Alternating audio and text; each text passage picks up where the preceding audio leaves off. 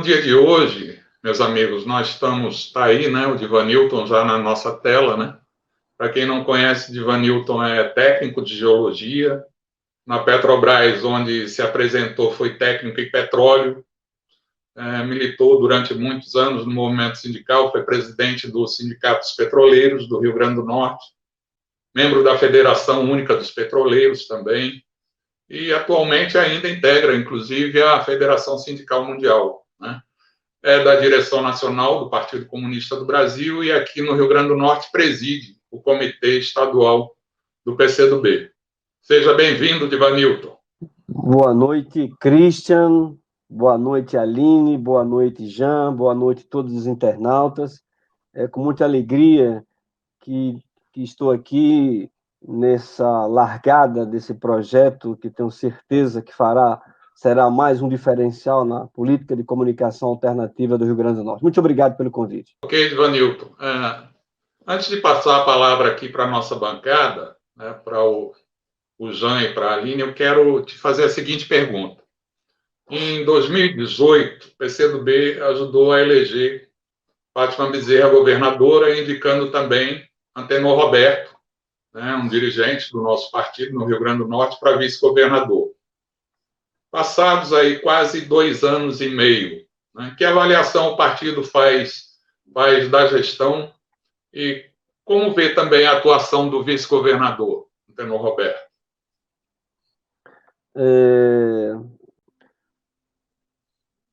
A eleição em 2018, ela aconteceu dentro de uma contextualização política atípica no Brasil, né?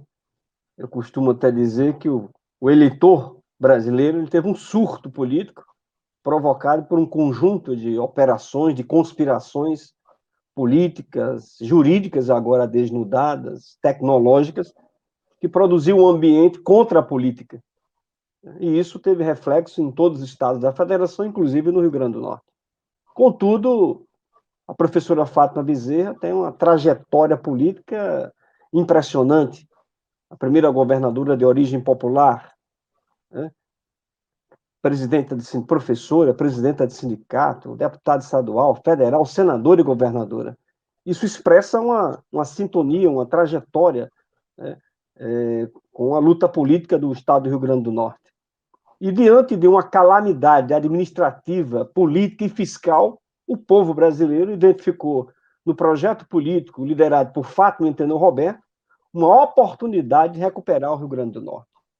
Certo? Por isso aqui que é preciso contextualizar esse legado, né, de um caos, de um Estado falido, produzido por gestões históricas. Quando eu falo histórica, é ao longo da própria história do Rio Grande do Norte, onde o patrimonialismo, né, a irresponsabilidade com a ineficiência administrativa produziu isso. Folhas em atraso, folha com atraso de servidores, de serviços, sem nenhum tipo de investimento do ponto de vista de um projeto de médio e longo alcance. Então, Fátima e Antenor exatamente pegaram esse Estado nessa condição. Por isso que o partido compreende, e assim já pronunciou-se, que ao longo desses 2 anos, a governadora tem feito, juntamente com Antenor Roberto, um esforço de recuperar o Estado, de criar as condições mínimas para a sua futura retomada política e econômica. E, nesse sentido, o orgulho, né, do nosso camarada e vice-governador Antenor Roberto, um quadro histórico presente na direção estadual e nacional do nosso partido, um servidor público de longa jornada, um procurador de Estado, e que faz história na vice-governadoria, né? Antenor, do nosso partido, não estou afirmando apenas por isso, mas a história dos vices-governadores do Rio Grande do Norte é antes e depois de Antenor. Os futuros vices, que ele vai ser renovado, mas depois de 2022, o próximo vice, né, terá Antenor Roberto como uma referência. Portanto, não é apenas uma peça que de vez em quando substitui uma governadora ou um governador. Antenor Roberto é um vice-governador ativo, integrado, convidado pela governadora para os grandes temas que afligem a população potiguar, como, por exemplo, a questão da segurança pública. De maneira, portanto, que nesses 2 anos, Antenor tem um papel destacado nos grandes temas do Rio Grande do Norte E a governadora Fátima Bezerra é a grande líder, né, que vem com êxito, recompondo o Estado, criando as condições mínimas para superar os grandes entraves e, sobretudo, o legado encontrado em 2018. Ok, Ivanilton, obrigado. Aline, fique à vontade para fazer sua pergunta ao nosso presidente estadual, Boa Ivanilton noite. Pereira. Boa noite, Ivanilton. Uma alegria, uma honra estar recebendo você aqui nesse nosso programa de estreia. Ivanilton, a CTB tem realizado alguns ciclos de debate e hoje de manhã houve um debate que eu achei bastante interessante, que falava sobre a centralidade das empresas públicas para o desenvolvimento nacional. Né? Um debate riquíssimo, com trabalhadores e trabalhadoras de diversas empresas públicas participaram. Nossa querida Fátima Viana fez uma intervenção excelente. Eu queria, Ivanilton, ouvir que você pudesse conversar um pouco conosco e com quem nos acompanha sobre as suas impressões, né? A gente sabe que está havendo a saída da Petrobras do Nordeste, né? O Rio Grande do Norte foi impactado também com a saída de Mossoró. Eu queria ouvir um pouco o que você tem pensado sobre isso, quais são os caminhos, a sua opinião em torno dessa questão. Vejam, eu estava ouvindo atentamente o programa e vi vocês comentando os 4 trilhões de dólares de Biden. A vontade é grande, mas não vou desenvolver esse tema. Eu quero pegar apenas essa intervenção econômica. No que não é que o neoliberalismo lá agora está sendo questionado. É porque nunca houve neoliberalismo nos Estados Unidos. O neoliberalismo é para os outros. Os grandes centros desenvolvidos nunca tiveram neoliberalismo. Então, sempre teve o Estado como indutor. Aliás, está lá para isso. E eu quero trazer, a partir de sua pergunta, essa referência, que é esse fato internacional, para o Rio Grande do Norte. Porque, quando eu falo aqui em problemas fiscais e administrativos, mas tem um outro mais grave, que é exatamente a configuração econômica do Rio Grande do Norte. 80% da nossa economia, ela depende de atividades administrativas, públicas, comércio e serviços. 80%. A indústria está em 7% a 10%. Já foi um pouquinho maior. Portanto, isso é uma configuração que nos impõe um atraso e perda de competitividade até entre o estado do Nordeste. Por isso que a indução e as estruturas estatais são determinantes. A gente ter perdido uma COSERN aqui, para quem acompanha a arrecadação do Rio Grande do Norte, é perceptível a contribuição do ICMS da COSERN, ou seja, são ganhos e ganhos que se acumulam. Tiveram que vender um patrimônio desse porte para fazer uma propaganda das águas, o importante, com bem conquista, mas que poderia ser feito de uma outra ordem, não vendendo um patrimônio. Nós estamos vendo aqui que resiste a nossa CAERN. E poucas são as estruturas públicas e até privadas industriais no estado do Rio Grande do Norte. A Têxtil foi inviabilizada, foi embora a Têxtil. Aqui tem uma pequena atividade industrial da alimentação.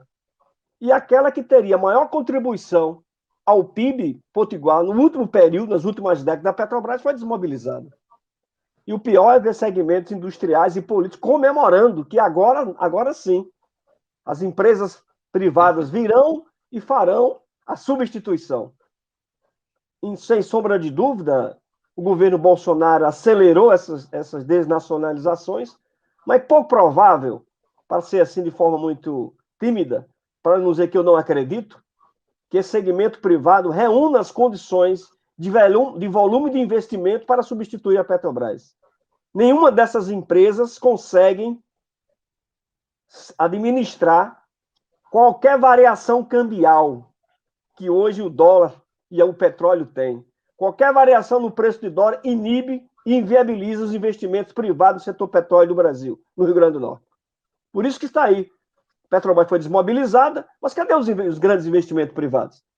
Eu não estou dizendo com isso contra, sejam bem-vindos. Agora, que venham né? E não apenas para obter os seus lucros, mas que estejam submetidos a um projeto de desenvolvimento. Por isso, assim, Aline, acho imprescindível que esse caminho que o Rio Grande do Norte precisa ter, ele tenha como base um projeto estadual de desenvolvimento, recuperando o mínimo de atividade industrial e, sobretudo, a sua infraestrutura.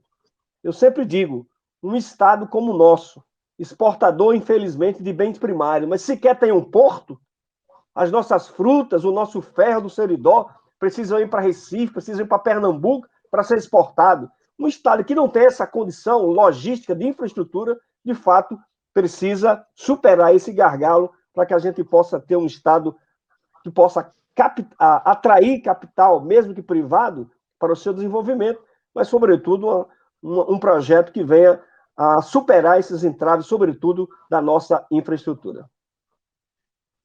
Ok, Joanilton, obrigado. Jean, fica à vontade. Boa noite, Ivanilton. É sempre bom ouvi-lo. E a Aline roubou minha pergunta. A Aline não faz mal, não. Eu tenho outra aqui. Eu vou para a política. O PCdoB teve êxito. Eu digo que foi êxito porque nessa conjuntura dessa radicalidade da ultradireita, um partido das características do PCdoB, conquistar espaços no parlamento é sempre importante e sempre vitorioso. E a vitória que o PCdoB teve relativa no Rio Grande do Norte com a eleição, por exemplo, da vereadora Júlia Arruda, foi fruto de uma tática de construção de uma corrente que vai além do PCdoB, vamos dizer assim, que é o Movimento 65. Né? Eu tenho para mim que essa construção, essa formulação, ela foi vitoriosa, né? E mostra que tem fôlego. E aí eu te trago essa reflexão para te perguntar como a gente é ótimo, né? Mas como o PCdoB está pensando essa formulação do Movimento 65 para 22, para superar a cláusula de barreira, para avançar, inclusive, para o executivo na disputa de governos estaduais ou de Senado? Boa noite, Jean. O PCdoB, em suas elaborações táticas, que repercute no seu programa, identifica os obstáculos no Brasil, identifica os obstáculos, como eu citei alguns no Rio Grande do Norte, e conclui que esses gargalos que precisam ser superados, nenhuma força política isoladamente conseguirá ter êxito nessa empreitada. E no ambiente que nós somos governados pela extrema-direita, isso se torna ainda mais complexo. Por isso que, com esse nosso diagnóstico, né, sempre nós atuamos em ações de frentes políticas, de agregar, de unificar os segmentos democráticos e populares do Brasil. E agora, sobre o reacionarismo de Jair Bolsonaro, isso é imprescindível. E esse caminho tem sido exitoso no Brasil. Isso. E, portanto, aqui no Rio Grande do Norte, também essa compreensão de junção de frentes políticas. Se a gente tem como tática, na grande política, essa unificação de frentes políticas, nós também estamos debatendo e exercitando para dentro do PCdoB. O Movimento 65, ele é um movimento cívico de agregar para enfrentar o bolsonarismo, para desenvolver o Rio Grande do Norte, mas também para que nós sejamos uma grande oportunidade, uma grande organização de recepcionar, não necessariamente todos os comunistas, mas progressistas, democratas, que queiram internamente pertencer à nossa legenda. E lá ter a liberdade de discordar, de trazer a sua experiência e nos ensinarmos. E criarmos, portanto, transformar o PCdoB com um núcleo dirigente e tendo frentes internas. O Movimento 65 é isso. É uma conjunção, né, nucleada, né, pela legenda 65, mas que vem incorporando figuras democráticas importantes. A vereadora Júlia Arruda, e aqui quero parabenizar publicamente o Comitê Municipal que vocês integram a partir do presidente Christian, é uma prova desse êxito. uma mulher jovem, identificada com causas progressistas, em particular da causa emancipacionista, identificou na legenda do PCdoB uma organização capaz de possibilitar o desenvolvimento da sua política. Por isso, como ela, como Fernando Freitas, como Joana Dark Lopes, como tanto outras e outras, o PCdoB continua aberto em 2021. E aqui antecipo, no mês de junho, nós faremos um grande ato, né, exatamente para incorporar aqueles e aquelas que queiram, em defesa da democracia, em defesa do desenvolvimento do Rio Grande do Norte, integrar-se ao PCdoB. O PCdoB tem um programa, mas não necessariamente quem se filia precisa concordar com ele de A a Z. Isso faz parte do debate interno, do aprendizado mútuo de quem está e de quem entra. Por isso, até mesmo, o nosso programa está sendo atualizado para ter essa correspondência contemporânea com os novos temas, com a nova realidade do Rio Grande do Norte, com a nova realidade do Brasil. Portanto, o Movimento 65 será, eu diria assim, radicalizado, enquanto tática política não apenas eleitoral, mas para a própria organização do PCdoB. Obrigado, Ivanilton. Aproveitando o mote da pergunta feita pelo Jean, né, o próprio Bate-Papo 65, que hoje inaugura, né, o primeiro de uma série que vamos torcer para que seja longa, né? O próprio Bate-Papo 65 resulta um pouco dessa concepção, dessa visão, né? É um espaço que para o qual nós pretendemos trazer, né, uma gama ampla, né, de ideias e de pensamentos e fazer o debate político aqui nesse espaço. Mas é Bate-Papo 65 também por uma outra razão, porque a gente tem uma hora para começar e uma hora para terminar, e a ideia é fazer todo esse processo em 65 minutos. Bate-Papo 65. Então, eu queria aqui fazer uma última pergunta para a gente encerrar essa entrevista e passar para o último bloco, que aí você poderia, ao responder, aproveitar para fazer suas considerações finais. O próximo sábado é o 1º de maio, que é o Dia Internacional do Trabalhador. Que mensagem você deixaria aqui para os trabalhadores norte-riograndenses e brasileiros? Obrigado, Ivanilton. Todas as vezes que as economias elas vão bem, o trabalhador é o último a ser atingido positivamente. Agora, quando as crises acontecem, a classe trabalhadora é a primeira a ser atingida.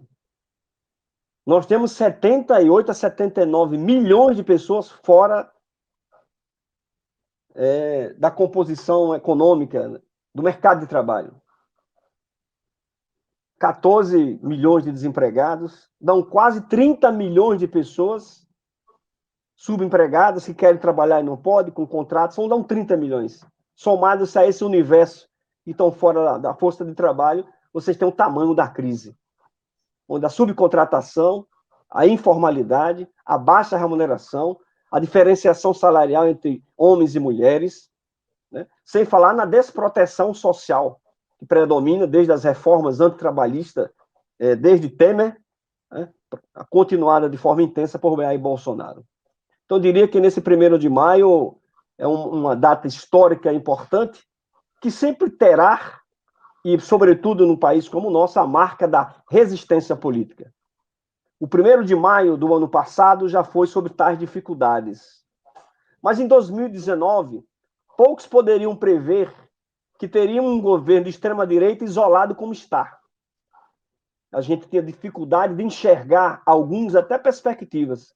Mas neste 1º de maio, eu diria que o conjunto das forças democratas no Brasil, um grande saldo nesse 1º de maio foi isolar a extrema-direita bolsonarista no Brasil e no Rio Grande do Norte, inclusive na capital.